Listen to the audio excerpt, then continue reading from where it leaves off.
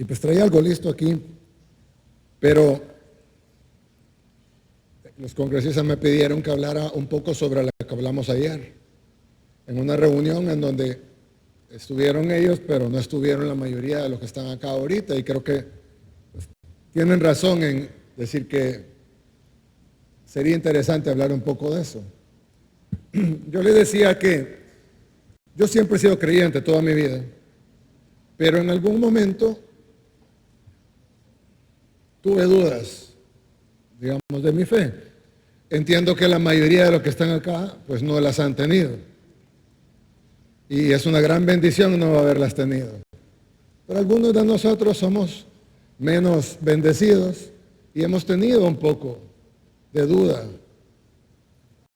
Y pues ya no las tengo en lo absoluto, por varias razones, principalmente por la gracia de Dios. Pero una de las razones, la segunda o la tercera razón más importante, es porque nosotros hemos experimentado un milagro aquí. Y no lo digo de una manera liviana, lo digo con pruebas. Yo les decía que los que hemos dudado de nuestra fe, le hemos pedido pruebas a Dios, lo cual es una arrogancia, porque nosotros no somos nadie para pedirle a Dios que nos pruebe su existencia. Somos nosotros los que necesitamos de Él. Pero, como alguien que tuvo dudas, cometí el error, digamos, de pedirle pruebas a Dios. Y mi prueba personal llegó antes, pero luego vino una prueba a nivel nacional, que creo que hay que dar el testimonio. Ya lo he dado otras veces en público, pero creo que hay que darlo cuando se puede y darle la gloria a Dios por las cosas que pasan. Como todos ustedes saben, El Salvador es un país que ha sufrido mucho. Tuvimos dos guerras, la guerra civil en los 80s y luego la guerra que vino después, que fue más sangrienta aún que la misma guerra civil, que fue la guerra de las pandillas, la dictadura de las pandillas, como yo le llamo. Ellos no solo asesinaron más salvadoreños que los que murieron en la guerra, sino que además tenían secuestrado nuestro país. Ellos eran el verdadero gobierno de este país. Ellos ponían toques de queda, controlaban quién podía ir de un lugar a otro lugar, ponían impuestos. El 80% de los negocios pagaban impuestos, más de los porcentajes que paga ahora. Y el que no pagaba los impuestos era asesinado por no pagarlos. Además, cuando la gente ve las cifras y ve la cifra de homicidios, que es altísima, tan alta que era más alta de todo el mundo. Pero además de eso, hubo mucha gente que sufrió otras cosas fuera de los homicidios. Yo contaba el ejemplo de una señora una adulta mayor, que su nieto le cortó las manos, porque las pandillas le exigían que pagara la extorsión o el impuesto que habían puesto ellos. Ella no lo pagó y entonces el nieto le cortó las manos para írselo a entregar esas manos a las pandillas. La señora aún vive y trabaja haciendo barras de chocolate, pero ella es un testimonio vivo de lo que las pandillas hacían en este país. En este país había una dictadura, la dictadura de las pandillas, la dictadura del crimen. Y la gente sufría esa dictadura, que además era cruel, tanto que llegaba a cortarle las manos a sus ciudadanos. Y ese fue uno de miles, de cientos de miles de casos. Los salvadoreños, la mayoría de salvadoreños, a excepción de los que tal vez son demasiado jóvenes, 10 años, 5 años, pero los 95% de los salvadoreños se acuerdan de esto perfectamente. Y no hay ningún salvadoreño en ningún espectro político que lo pueda negar. Pero hubo un fin de semana, y ustedes recordarán, en 2022, donde los pandilleros decidieron arreciar una ofensiva contra el país y contra el gobierno, matando aproximadamente a un salvadoreño cada media hora. Les decía a los congresistas que ellos tienen 50 veces más población, es el equivalente a que mataran 50 salvadoreños cada media hora, 50 estadounidenses, perdón, cada media hora. Nos reunimos, era un día viernes en la noche, nos reunimos en Casa Presidencial con el Gabinete de Seguridad. Decíamos, cuando ya había empezado la matanza, y la matanza era al azar, uno por un lado, otro por otro lado, otro por otro lado, ni siquiera había una forma de enfrentarlo directamente, no es como cuando hay un ejército enemigo y uno sabe que están ahí enfrente, sino que estaban en todos lados. Y los pandilleros, como los salvadoreños bien saben, estaban en todas las comunidades, en cada calle, en cada colonia, en cada comunidad, en cada barrio, había pandilleros. Entonces era prácticamente imposible para el Estado ir a vencer a esos pandilleros, o por lo menos así se creía. Sin embargo, en esa reunión que tuvimos, a mí me dijeron personas que gracias a ellos, bueno, gracias a Dios, pero ellos como instrumentos de Dios se logró vencer ese flagelo, pero en ese momento me dijeron, presidente, vamos a tomar el control de esto, no se preocupe, mañana en la mañana esto ha parado. Hemos suspendido licencias, hemos llamado a todos los policías que estaban en sus casas en licencia, hemos concentrado a toda la fuerza, hemos concentrado igual a la Fuerza Armada, vamos a sacarlos a todo el territorio y vamos a tomar el control de esto para mañana en la mañana. Nos fuimos a las 4 de la mañana, yo me dormí como a las 5:30 y me desperté a las 10 de la mañana. Cuando yo me desperté a las 10 tenía cientos de mensajes en el celular y teníamos 20 muertos más, que para ponerlo en perspectiva equivaldría a 1000 muertos más en Estados Unidos, en porcentaje de la población. Nos reunimos de emergencia de nuevo, estábamos en la reunión y cada media hora otro homicidio, otro homicidio, otro homicidio, otro homicidio, otro homicidio. Esa misma noche se convocó una sesión de emergencia, se decretó un estado de excepción para darle más herramientas a nuestra fuerza pública. Sin embargo, en esa misma noche había otro homicidio, otro homicidio, otro homicidio, otro homicidio, otro homicidio. Y para serles sincero, yo no sabía qué hacer. Y no voy a hablar por los demás, pero creo que nadie en realidad sabíamos qué hacer. Porque no era algo convencional. Y como lo dije hace un rato, no podíamos ir a enfrentar algo que estaba enfrente, sino que era como un cáncer con metástasis, estaba en todos lados.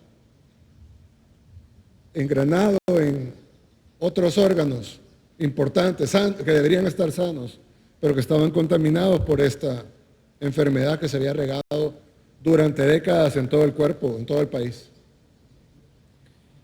Y no sabíamos qué hacer. Y entonces yo dije, bueno, hagamos una oración. Y oramos, pedimos sabiduría, guía, pero sobre todo pedimos por algo que era mi mayor temor, y era que cuando fuéramos contra ellos, porque íbamos a ir contra ellos independientemente de lo difícil que fuera, ellos eran, y esto número no lo damos nosotros, lo han dicho gobiernos anteriores, expertos, organismos internacionales, habían 70,000 pandilleros, más los colaboradores, pero 70,000 pandilleros directamente. Nosotros teníamos que ir contra 70,000 de ellos, pero estaban en todos lados. Si ellos le daban la orden a los pandilleros de matar a una persona, hubiéramos tenido 70,000 muertos. Si solo uno de cada 10 hubiera seguido la orden, hubiéramos tenido 7,000 muertos. Y si solo uno de cada 100 hubiera seguido la orden, hubiéramos tenido 700 muertos. Algo que no hubiéramos podido soportar. Entonces yo decía, ¿cómo es posible que ganemos esto? Si ellos solo tienen que dar una orden y ganarnos. Entonces, le pedimos a Dios por guía, le pedimos sabiduría, pero también le pedimos que las bajas humanas fueran mínimas. Sin embargo, estábamos sabedores, o así pensábamos, que serían muchas. Pero no teníamos otra opción. Tomamos la decisión difícil de hacerlo y sabiendo que iba a haber muchas bajas, miles probablemente. No hubo ninguno. Nuestra guerra contra las pandillas no tuvo una tan sola baja civil. Al día de hoy, nuestra guerra contra las pandillas no tuvo una tan sola baja civil. Yo no sé cómo explicarlo, más que porque fue la mano de Dios. Y nadie puede dudarlo. Es una prueba fehaciente de que Dios obra cuando se le pide con fe. Y no hay forma que nadie lo niegue. De hecho, si alguien lo quiere negar, yo les digo, bueno, venga y explíqueme cómo pasó entonces. Porque yo le puedo poner 100 expertos y nadie va a saber explicar qué pasó. Nosotros hemos tratado de ayudar a otros países a que repliquen lo que pasó en El Salvador. Hemos enviado equipos, hemos trabajado en conjunto, hemos compartido toda la información, todos los planes, hasta los diseños de cárcel, etc.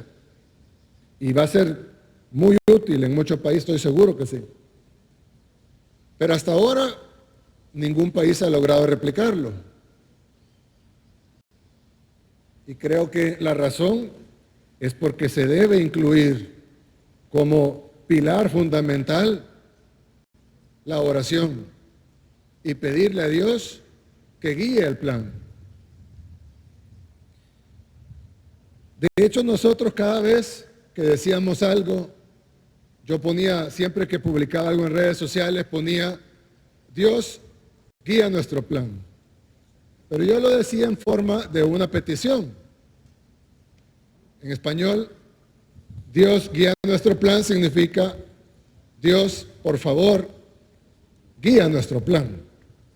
Pero también en español significa, visto escrito, que Dios está guiando nuestro plan. Claro, yo me refería a una petición. Pero luego de varios meses, yo veía que el director de la policía, un hombre que ya partió, pero es un hombre que fue uno de los más grandes instrumentos de Dios en esta guerra contra las pandillas. Él siempre ponía lo mismo, Dios guía nuestro plan. Yo pensaba que estaba poniendo lo mismo que yo. Hasta un día que en una reunión me dijo, no se preocupe, presidente, Dios guía nuestro plan. Yo siempre pongo eso. Yo le dije, no, es Dios guía nuestro plan. Y él me dice, no, es que Dios está guiando nuestro plan. Entonces yo entendí que lo ponía, eran las mismas palabras, pero la forma en la que lo ponía él era diferente a la forma en la que lo ponía yo. Yo hacía una petición a Dios, él estaba seguro que ya estaba pasando. Las dos son buenas, creo, pero él tenía razón. Y al final, la prueba de que Dios guió nuestro plan es que funcionó. Y es que no murió ningún civil. Y es que pasamos de ser del país más peligroso del mundo al país más seguro de todo este hemisferio. Y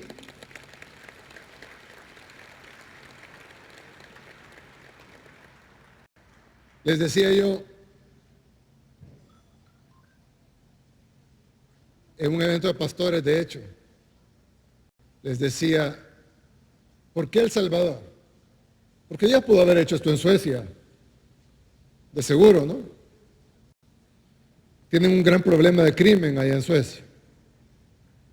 Atentados de bombas, más de 100 en el año. Pero arreglar Suecia no suena tanto al gran milagro. Suena como que se puede hacer, ¿no? Pero arreglar El Salvador, que tenía el doble de la tasa de homicidios que tiene Haití el día de hoy. Cuando pensamos en Haití, pensamos en un país donde no se puede vivir. Oh, pobrecitos los haitianos. Ellos no pueden, ¿cómo hacen para vivir en ese país? Pues El Salvador tenía el doble de la tasa de homicidios que tiene Haití ahora.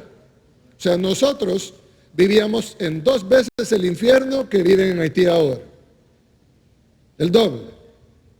Si alguien piensa que es imposible vivir en Haití, multiplique por 2 la dificultad de vivir en El Salvador en ese tiempo. Transformar eso, el país más peligroso del mundo, en lo que es hoy, es el milagro más claro.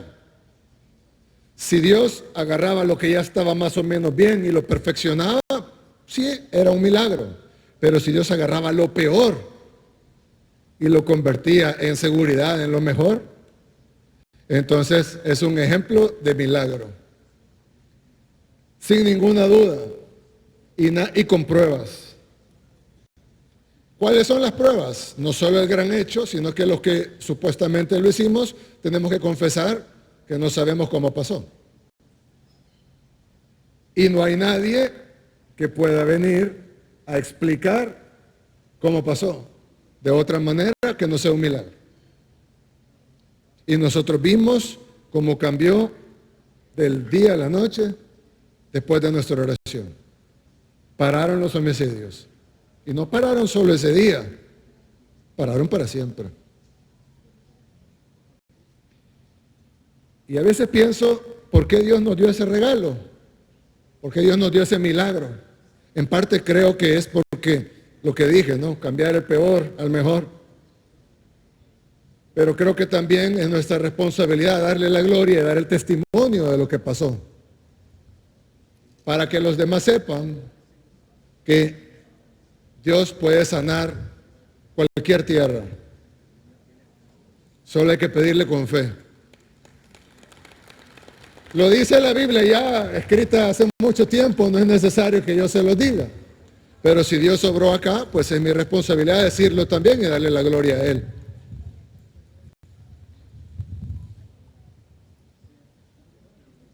Y les decía también ayer a los congresistas, al senador Mike Lee también, me pregunta, ¿y por qué ora ahora, presidente? Yo le digo, bueno, aparte de uno ora por su familia, por sus seres queridos. En términos de país, pues ahora oramos por todos los demás. No como codicia, porque en nuestro país faltan muchas cosas. Mejor salud, mejor educación, mejor economía, una mejor calidad de vida, aunque ya mejoró mucho la calidad de vida al pasar de vivir en el doble de Haití a vivir en el país más seguro del continente. Pero faltan muchas cosas que queremos hacer y ahora oramos por ellas. No con codicia ni con avaricia, porque hay que agradecerle a Dios por lo que ya tenemos. Pero sí con fe, en que Dios pueda obrar aún mucho más en nuestro país y siempre le vamos a dar la gloria a Él cuando esas cosas pasen. Pero Dios sabe los tiempos y los tiempos de Dios son perfectos.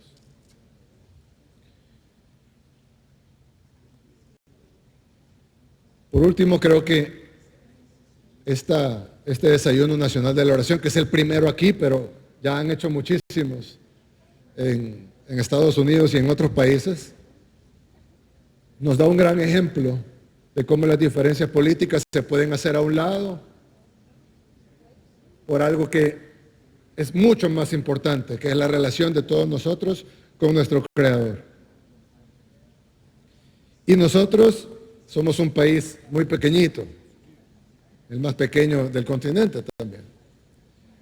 Pero nos llamamos El Salvador, en honor al Salvador del mundo.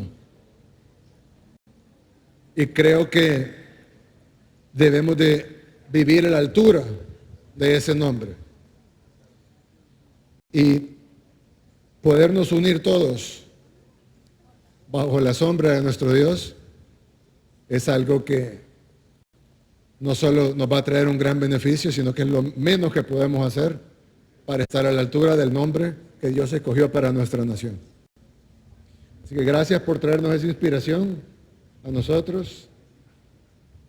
Vamos a continuarla, por supuesto, con el apoyo de ustedes.